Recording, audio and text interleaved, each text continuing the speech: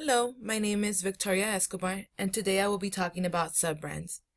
Often brands introduce a sub-brand as a way to offer a low price line without harming the esteem of the top-level brand.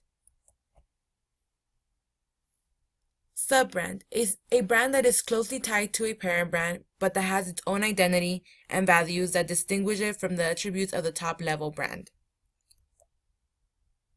For example, we have brands like Kellogg's, Kraft, Coca-Cola that have many other sub-brands with different personalities or value propositions than the master brand, but does not have as much latitude as the endorsement brand.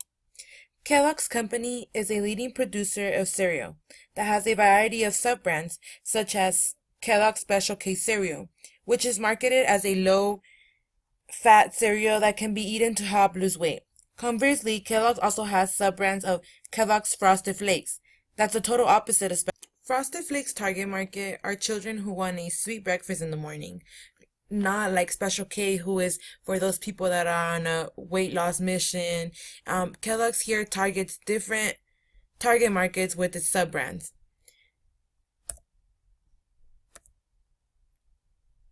Here, as David Aker mentions in Brand Portfolio Strategies, a sub-brand can allow a master brand with too broad of an appeal to access niche segments. Like mentioned previously, Kellogg's Special K has attracted many consumers who are on a healthier journey, who have not previously been attracted to Frosted Flakes sugar-coated cereal. So people use sub-brands to target different target markets and see how Kellogg's, the parent brand, is using their sub-brands to have different audience. It also stretches the master brand, allowing it to compete in arenas in which otherwise would not fit. For example, Nickelodeon, a television network. Programs in the mornings were targeted for younger children in the ages from 2 to 8. And at night, it was called Nick at Night, which was targeted more for the older teens. Nickelodeon was then stretching the brand and launching other sub-brands with the name of, like Nick at Mom, airing in late at night hours targeted for younger moms.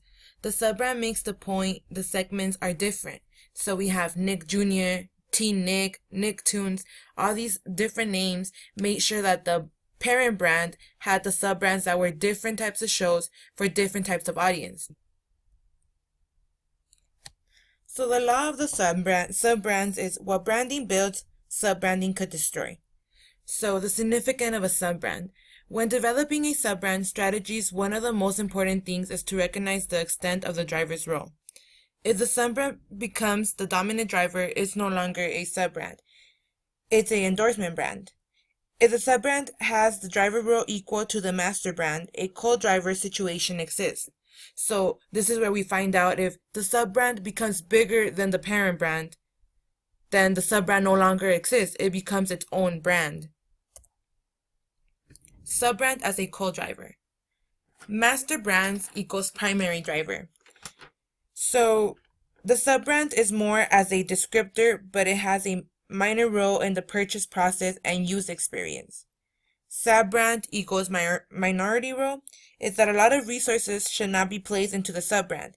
Rather than emphasis should be on the master brand. Because if we focus too much on the sub-brand, we could lose focus of what it is. It's just a sub-brand for the parent brand. So it has a minority role, which makes it emphasize more on the master brand. So sub-brands have a significant equity in order to avoid trying to build brand with lack of potential.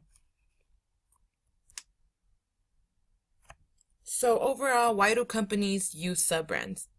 They serve different customers' needs, take advantage of the widespread name recognition of the original brand. So we have the pros and the cons of a sub-brand. The pros. So for the pros, the successful sub-brand can help advertise and increase exposure for the parent brand.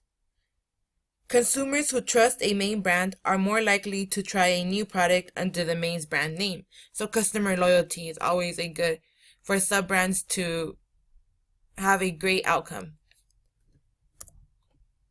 And the cons are some disadvantages of the sub-branding include the cost and market.